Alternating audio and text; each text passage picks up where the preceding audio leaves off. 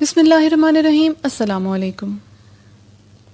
Corona virus کی وبا سے بہت سی عالمی خبریں شہ سرخیوں کا حصہ نہیں بن پا رہی، اور شاید اس کی وجہ سمجھ میں بھی آتی ہے، کیونکہ یہ وبا دنیا بھر کو متاثر کر رہی ہے۔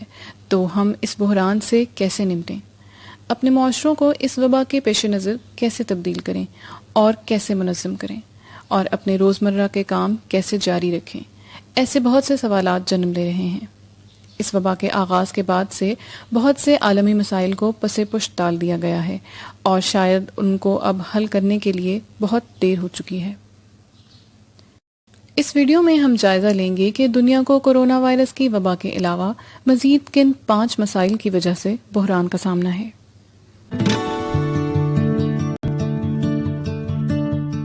کچھ مسائل بہت گمبھیر ہو چکے ہیں، جبکہ چند حکومتیں اپنی دیرینہ خواہشات کی تکمیل کے لیے کورونا وائرس کی وبا کو توجہ ہٹانے کے لیے استعمال کر رہی ہیں۔ ایسے ہی 5 عالمی امور یہاں بیان کیے جا رہے ہیں جن پر آنے والے دنوں میں نظر رکھنے کی ضرورت ہے۔ جوہری ہتھیاروں کے حصول کی ایک نئی دوڑ۔ اسٹریٹجک آرمز ریڈکشن ٹریٹی یا نیا آغاز، یعنی جوہری ہتھیاروں میں کمی لانے کا معاہدہ، جو کہ دور تک مارنے والے جوہری میزائلوں پر پابندی لگاتا ہے، اگلے برس فروری میں اس معاہدے کی میعاد ختم ہو رہی ہے۔ اگر اس معاہدے کو دوبارہ قائم کرنا ہے تو اس کے لیے وقت کم ہوتا جا رہا ہے۔ یہ سرد جنگ یا کولڈ وار کے بعد اسلحے کی روک تھام کے لیے کیے جانے والے آخری معاہدوں میں سے ایک ہے۔ اس معاہدے کے ختم ہونے کے بعد اسلحے کے حصول میں شفافیت کی کمی اور پابندیاں نہ ہونے کے باعث عالمی سطح پر جوہری ہتھیاروں کے حصول کے لیے ایک نئی دوڑ شروع ہونے کا خدشہ ہے۔ در حقیقت آواز کی رفتار سے تیز میزائل جیسے خفیہ ہتھیاروں کی تیاری اس دوڑ میں خطرے کو مزید بڑھا دیتی ہے۔ روس دوبارہ اس معاہدے پر آمادگی ظاہر کرتا دکھائی دیتا ہے، جو کہ ایک سادہ کاغذی کارروائی ہوگی۔ تاہم امریکی صدر ٹرمپ کی انتظامیہ اس معاہدے میں چین کو شامل کرنے تک التوا چاہتی ہے۔ چین کا اس معاہدے میں شامل ہونے کا کوئی ارادہ نہیں ہے، لہٰذا اب اس معاہدے کا نیا اور جامع مسودہ لکھنے کے لیے بہت وقت گزر چکا ہے۔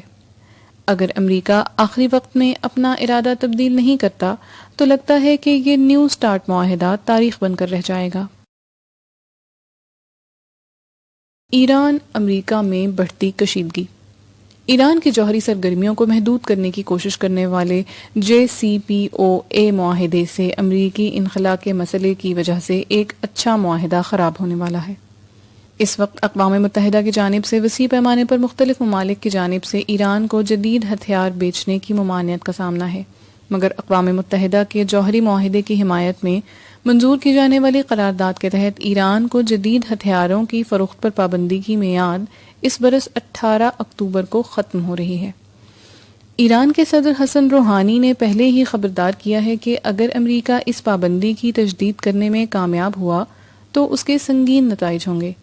تاہم اس کے بہت کم امکانات ہیں کہ روس ہتھیاروں کی فروخت پر پابندی کے اس معاہدے کی تجدید کے لیے آمادہ ہو، جس کی صورت میں امریکی صدر ٹرمپ چاہیں گے کہ یورپی ممالک اس جوہری معاہدے کے لیے کوئی طریقہ کار وضع کریں تاکہ ایران پر عائد معاشی پابندیاں برقرار رکھی جا سکیں، جو کہ رواں برس ختم ہونے والے معاہدے کے ساتھ ہٹ جائیں گی۔ صدر ٹرمپ کی یہ حکمت عملی انوکھی نہیں۔ امریکہ ایران کے جوہری معاہدے سے پہلے ہی دستبردار ہو چکا ہے اور تب سے ایران پر مسلسل دباؤ بڑھاتا رہا ہے۔ ایران نے بھی اس معاہدے کی بہت سی شرائط سے روگردانی کی ہے، جبکہ اب امریکہ یہ کہہ رہا ہے کہ ایران کو چاہیے کہ وہ اس معاہدے کی پاسداری کرے جس سے امریکہ خود دستبردار ہو چکا ہے، ورنہ نئی پابندیوں کا سامنا کرے۔ امریکہ کے سابق صدر باراک اوباما کے دور حکومت کے ایک اعلیٰ عہدیدار کے مطابق یہ ٹرمپ انتظامیہ کی ایک کوشش ہے کہ وہ فائدہ اٹھا سکے۔ امریکہ اور ایران کے درمیان تعلقات مزید بگڑ جائیں گے اور امریکہ اور اس کے یورپی اتحادیوں کے درمیان کشیدگی بھی مزید بڑھ جائے گی۔ اور ایسا نہیں ہے کہ اسلحے کی فروخت پر پابندی سے ایران کے علاقائی طرز عمل میں نمایاں طور پر کوئی تبدیلی آئی ہے، اور نہ ہی یہ کہ اس کی پراکسی کے استعمال کی صلاحیت پر کوئی فرق پڑا ہے۔ مغربی کنارے پر اسرائیل کی آباد کاری۔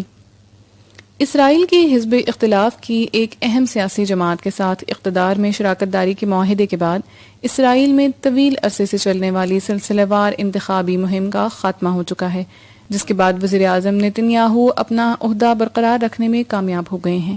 نیتن یاہو ایک متنازع قومی ایجنڈا پیش کر رہے ہیں جس کے تحت اسرائیل اپنے زیر قبضہ مغربی کنارے پر آبادکاری کرنا چاہتا ہے تاکہ اس حصے کو مستقل طور پر اسرائیل کا حصہ بنایا جا سکے۔ بظاہر یہ فلسطین اور اسرائیل کے درمیان ہمیشہ کے لیے دو ریاستی حل کے بحث کو ختم کر دے گا۔ امریکی صدر ڈونلڈ ٹرمپ کے امن منصوبے میں دفعات کے باوجود یہ اقدام ان افراد کے لیے جو اسرائیل اور فلسطین کے درمیان ایک پائیدار امن دیکھنا چاہتے ہیں کی امید کو ختم کر رہا ہے۔ خود فلسطینی پہلے ہی اس مسئلے پر احتجاج کر رہے ہیں اور یورپ سمیت دیگر حکومتیں احتیاط کی تاکید کر رہی ہیں، اور کچھ معاملات میں اگر یہ پالیسی آگے بڑھی تو ممکنہ پابندیوں کے بارے میں بات کر رہی ہیں۔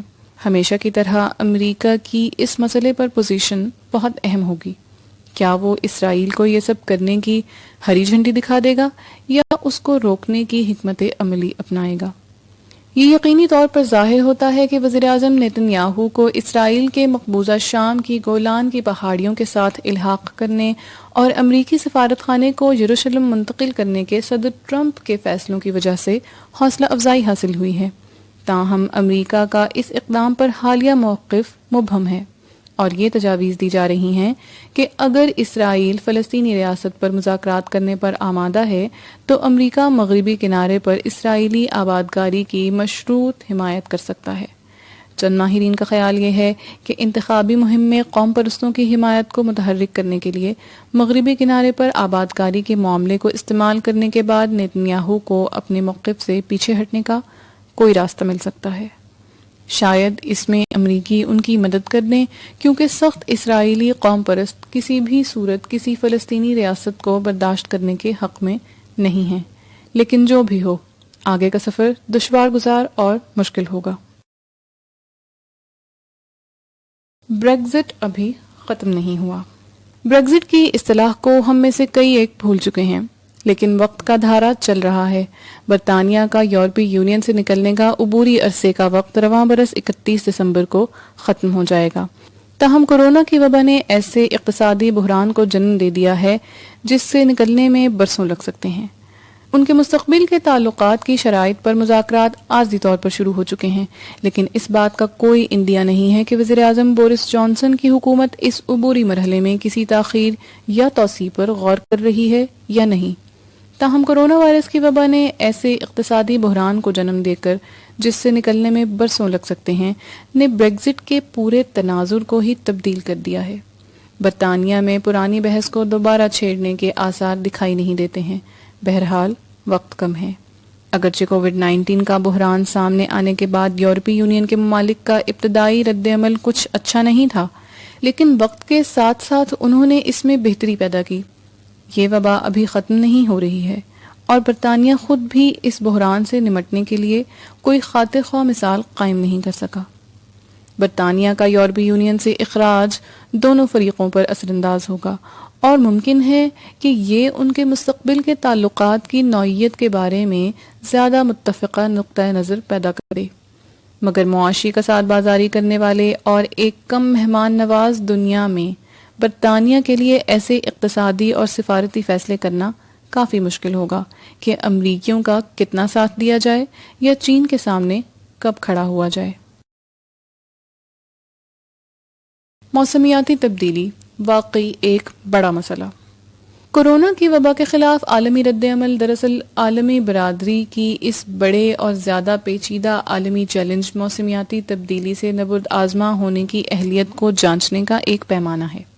اگر قوموں کے مشترکہ تعاون کے حوالے سے بات کی جائے تو کووڈ-19 کے تجربات کی روشنی میں اب تک ملی جلی خبریں سامنے آئی ہیں، اور وہ کشیدگیاں جو اب پیدا ہوئی ہیں وہ وبا کے بعد والی دنیا میں ممکنہ طور پر قائم رہیں گی اور معاملات کو مزید پیچیدہ کر دیں گی۔ موسمیاتی تبدیلیوں کے معاملات پر بات کرنے کے عمل کا آغاز دوبارہ کرنا تو ایک بات ہے، مگر اقوام متحدہ کا اس حوالے سے اہم اجلاس کلائمیٹ کانفرنس جو اس برس نومبر میں گلاسگو میں ہونا تھا، اس کو اگلے برس تک ملتوی کر دیا گیا ہے۔ لیکن سوال جواب بھی موجود ہیں کہ عالمی سوچ کیسے تبدیل ہوگی؟ کیا وبا کے بعد بھی دنیا میں موسمیاتی تبدیلی کے مقاصد اور اس کی جلد ضرورت کی سوچ ہوگی؟ اور یہ کہ نیا ورلڈ آرڈر کب تک اس اہم اور بےحد پیچیدہ مسئلے میں کوئی پیش رفت کرے گا؟ Thank you for watching. Please like, comment, share and subscribe. Press the bell icon to never miss any update.